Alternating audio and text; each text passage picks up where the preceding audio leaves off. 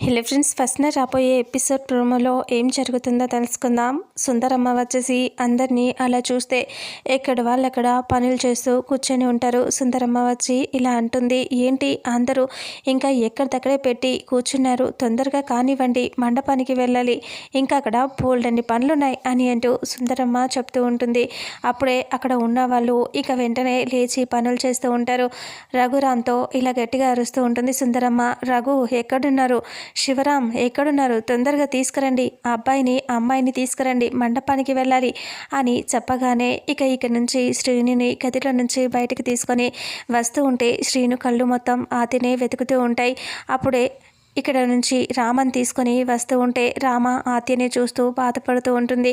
అలా వాళ్ళిద్దరిని తీసుకొని వచ్చేసరికి శ్రీను ఆత్య అలా మెట్లు దిగుతూ ఉంటే ఆత్యనే చూస్తూ ఉంటాడు. ఒక పక్క రామ కానీ రామని చూడడు, ఆత్యనే చూస్తూ ఉంటాడు. అలా వచ్చి ఇద్దరిని పక్క పక్కనే నిలబెడతారు. సుందరమ్మ వాళ్ళని చూసి నవ్వుతూ ఉంటుంది. ఇంకా దేవుడికి దండం పెట్టుకోండి, ఇంకా ఈ పెళ్ళికి ఏ ఆటంకం కలగకుండా అంతా మంచిగా జరగాలని దేవుడికి దండం పెట్టుకోండి అంటే రామలక్ష్మి బాధగా ఆద్య వైపే చూస్తూ ఉంటుంది. శ్రీను కూడా ఏడుస్తూ కళ్ళల్లో కన్నీళ్లు వచ్చేస్తూ ఉంటాయి. ఆద్య వైపే చూస్తూ ఉంటాడు. ఇద్దరు దండం పెట్టుకుంటారు.